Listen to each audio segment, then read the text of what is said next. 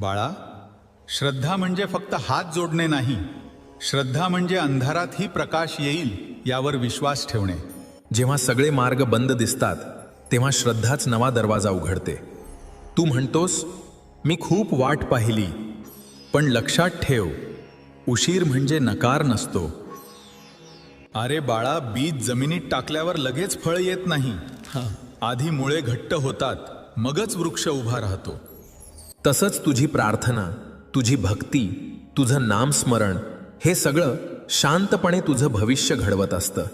श्रद्धेचं फळ नेहमी मिळतं, कधी शांतीच्या रूपात, कधी संधीच्या रूपात, कधी चमत्काराच्या रूपात. तू फक्त डगमगू नकोस, विश्वास ठेव, जप करत राहा, प्रयत्न करत राहा. योग्य वेळ आली की तुला कळेल, प्रत्येक अश्रू, प्रत्येक प्रतीक्षा व्यर्थ नव्हती. भिऊ नकोस. मी